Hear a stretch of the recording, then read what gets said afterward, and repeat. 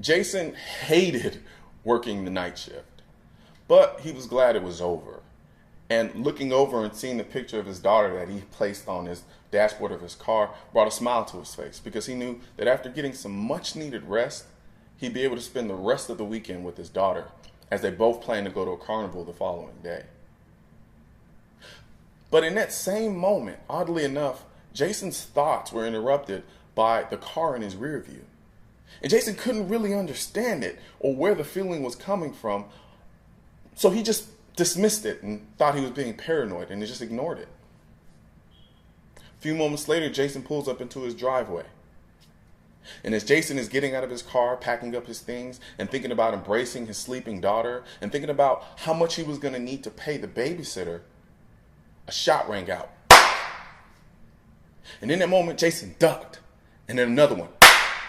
And in that same moment, he realized that somebody was shooting at him. So without thinking, instinctively, Jason took cover behind his car, grabbed his Glock 23, angled his sights, and in that very moment, the only thing that was going through his mind was Jessica, Jessica, Jessica. You see, Jessica was Jason's daughter, and he knew in that moment, while he was being shot at, that he needed to do everything in his power to get back to Jessica.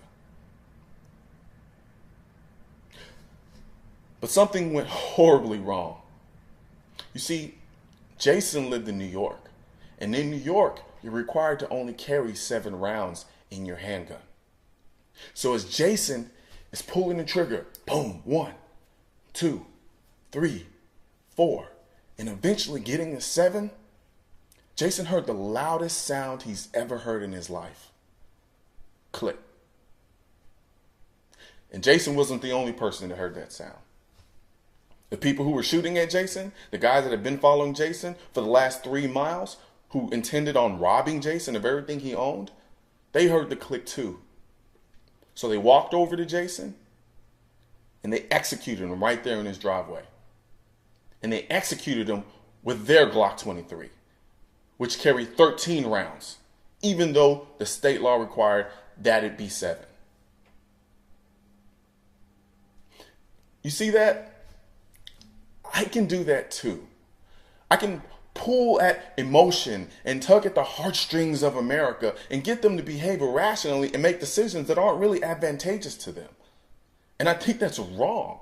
I think at the end of the day, when we start thinking about the policies and the things we want to implement in the society to make us safer, we need to look at the hardcore facts, not manipulating people's emotions. That gets us nowhere, especially when the things that you're trying to implement aren't going to do anything. If anything, make it worse for the law-abiding citizens of this country. Limiting magazine capacity, banning assault rifles, that does nothing but take the guns and the means to protect themselves out of the people who obey the law.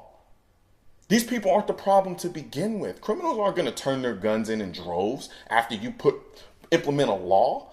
You're honestly going to tell me that a criminal who has a Glock 23 that carries 13 rounds is going to artificially limit his magazine to 7 rounds because the law tells him to while he's about to commit a crime? That's insane. And it's wrong.